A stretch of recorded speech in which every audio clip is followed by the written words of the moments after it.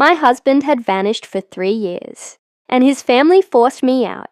Waiting at the bus station with my child, I froze when his sister arrived in a sleek luxury car and whispered, "Get in. I have something important to tell you." And that, right there, is where everything in my life split into a before and an after. Before that moment, I thought I was just another abandoned wife in a small town, a woman surviving off hope and heartbreak. But after that moment, I realized I had been living inside a web of secrets, so deep, so cleverly hidden, that every beat of my life had been controlled by the very people who pretended to call me family. So before I take you into this story, I want you to remember one thing. Sometimes the truth doesn't rescue you. Sometimes it arms you. And sometimes it gives you the power to rise up, reclaim everything that was taken from you, and return a storm no one sees coming. Now let me tell you how I became that storm. When I slid into the passenger seat of her car, I could still feel the cold of the bus station bench on my skin.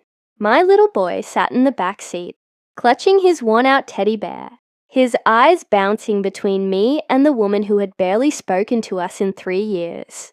Her perfume filled the car, strong and expensive, a scent belonging to someone who didn't worry about grocery bills or overdue rent notices. For a moment, no one spoke. The purr of the luxury engine swallowed the silence until she finally exhaled, long and shaky, like she had been holding her breath for years. "He didn't vanish," she said. "He left." My fingers tightened around the seatbelt. "I know he left. You think I didn't feel it every day?" She shook her head slowly, her hands trembling on the steering wheel. "No, you don't understand. He left because he thought you would never find out what he did." At first, her words didn't make sense. My husband had always been complicated, distant, traveling for work, never fully present, but I had never imagined he was hiding something this big. She looked at me, her eyes wet, as if she hated the truth she was about to hand me. "He's living in Chicago," she said quietly. "And he's not alone." The world tilted. I gripped the dashboard to steady myself. 3 years. 3 years of waiting, praying, begging his family for help.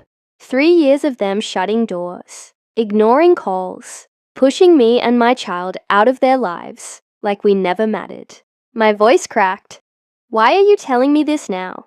She swallowed hard. "Because you deserve to know, and because he's planning something that affects you." I felt a sharp ache in my chest. "What?" She hesitated, then whispered, "He filed paperwork to cut you off completely. He wants the courts to believe you abandoned him." My heart thudded painfully.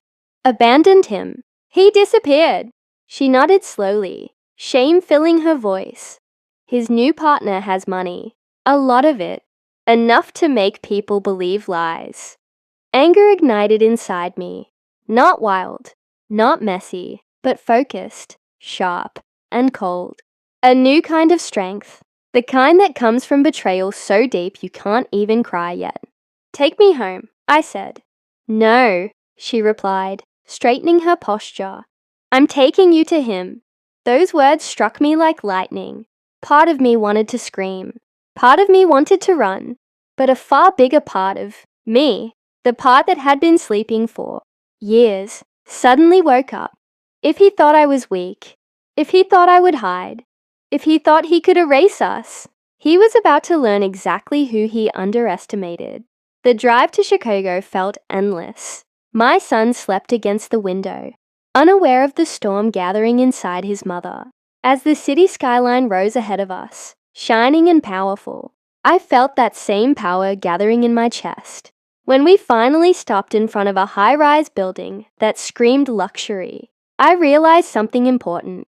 He had traded us for this. For money, for convenience, for a life where he could pretend his responsibilities didn't exist. His sister placed a hand on mine. "Before we go in, you need to know something else. He told everyone you were unstable, that you couldn't handle motherhood. That's why our parents sided with him." My stomach twisted. But instead of crying, I felt something calmer, stronger. "Good," I said. She blinked in confusion. Good. Yes, I whispered. If he built his new life on lies, then I'll bring the truth.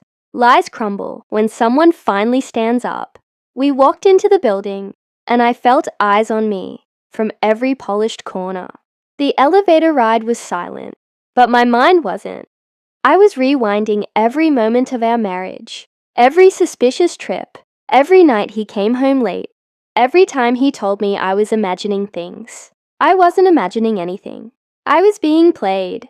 When the door opened to his apartment, I heard laughter, a woman's laughter, and then I heard his voice. My knees weakened for half a second. Then I steadied myself. His sister knocked once and pushed the door open. The room fell silent. My husband's face drained of color. The woman beside him looked confused. My son peeked from behind me, rubbing his eyes. "Daddy," he whispered. Something in my husband's expression flickered. Guilt, fear, shame, whatever it wasn't love. Not anymore. "We need to talk," I said, my voice calm but edged with steel. "About the lies, about the paperwork, about the truth. You're terrified." "I'll tell." His partner looked at him sharply. "What paperwork?" he stammered, but I stepped forward. "The paperwork claiming I abandoned him. The paperwork designed to erase me and my child so he could rewrite his life." His sister folded her arms. "Tell her, or I will." For the first time in years, he looked small, weak, cornered. And in that moment, I realized the truth. I didn't come here for revenge. I came here for justice. Revenge was just the consequence of his actions, not my intention. His partner stood, furious. "You lied to me?" She backed away from him, disgusted. The room exploded into accusations. Hers, his sister's. But I stayed quiet, letting every word fall exactly where it needed to. Then I leaned close and said softly, "You tried to bury me. You tried to bury your own son. But you forgot something." He glared at me. "Forgot what?" "That buried things don't always stay down. Sometimes they rise." And with that, I turned to leave, knowing the collapse of his perfect life had already begun. As the elevator doors closed, I made myself a promise. I would rebuild my life better, stronger, brighter, and he would watch from the ruins of the lies he created. And if you're listening to my story right now, remember this. Never let someone else decide your worth, your strength, or your future. If you've ever been betrayed, abandoned, or underestimated, hit that subscribe button and stand with people who rise back up. This is only the beginning.